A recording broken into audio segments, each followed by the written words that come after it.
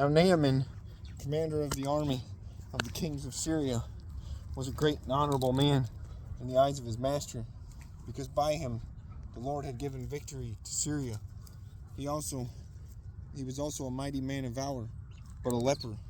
And the Syrians had gone out on raids and had brought back a captive, a young girl from the land of Israel. She waited on Naaman's wife.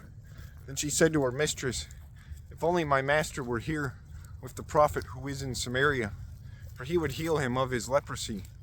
Naaman went in and told his master, saying, "Thus and thus said the girl who is from the land of Israel." Then the king of Syria said, "Go now, and I will send a letter to the king of Israel." So he departed and took with him 10 talents of silver, 6,000 shekels of gold, and 10 changes of clothing. Then he brought the letter to the king of Israel, which said, "Now be advised, when this letter comes to you, that I have sent Naaman, my servant, to you, that you may heal him of his leprosy." And it happened, when the king of Israel read the letter, that he tore his clothes and said, "Am I God, to kill and make alive, that this man sends a man to me to heal him of his leprosy? Therefore please consider and see how he seeks a quarrel with me." So it was, when Elisha, the man of God, heard that the king of Israel had torn his clothes, that he sent to the king, saying, "Why have you torn your clothes? Please, let him come to me, and he shall know that there is a prophet in Israel." Then Naaman went with his horses and chariot, and he stood at the door of Elisha's house. And Elisha sent a messenger to him, saying, "Go and wash in the Jordan 7 times, and your flesh shall be restored to you. You shall be clean." But Naaman became furious, and went away and said, Indeed, I said to myself, he will surely come out to me, and stand and call on the name of the Lord his God, and wave his hand over the place, and heal the leprosy. Are not the Abana, the Pharpar, the rivers of Damascus, better than all the waters of Israel? Could I not wash in them and be clean? So he turned and went away in a rage.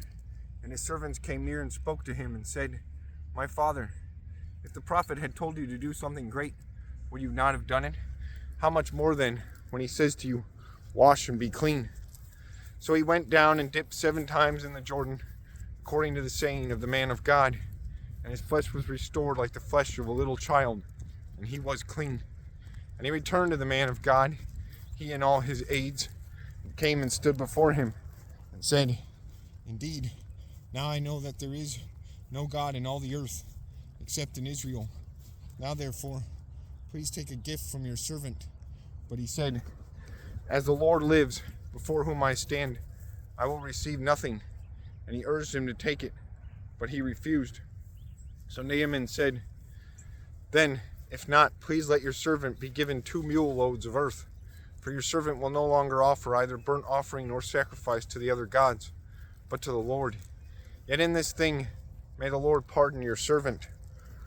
When my master goes into the temple of Rimmon to worship there, and he leans on my hand, and I bow down in the temple of Rimmon, when I bow down in the temple of Rimmon, may the Lord please pardon your servant in this thing." Then he said to him, "Go in peace." So he departed from him a short distance. But Gehazi, the servant of Elisha, the man of God, said, "Look, my master has spared Naaman the Syrian, while not receiving from his hands what he brought. But as the Lord lives, I will run after him and take something from him." So Gehazi pursued Naaman. When Naaman saw him running after him, he got down from the chariot to meet him and said, "Is all well?" And he said, "All is well. My master has sent me, saying, Indeed, just now 2 young men of the sons of the prophets have come to me from the mountains of Ephraim. Please give them a talent of silver and 2 changes of garments." So Naaman said, "Please take 2 talents. And he urged him, and bound 2 talents of silver in his 2 bags, and 2 changes of garments, and handed them to 2 of his servants. And they carried them to go them on ahead of him. When he came to the citadel, he took them from their land and stored them away in the house. Then he let the men go, and they departed. Now he went in and stood before his master. Elisha said to him, "Where did you go, Gehazi?" And he said, your servant did not go anywhere. Then he said to him, Did not my heart go with you when the man turned back from his chariot to meet you? Is it time to receive money and receive clothing, olive groves and vineyards, sheep and oxen, male and female servants? Therefore the leprosy of Naaman shall cling to you and your descendants forever. And he went out from his presence leprous, as white as snow.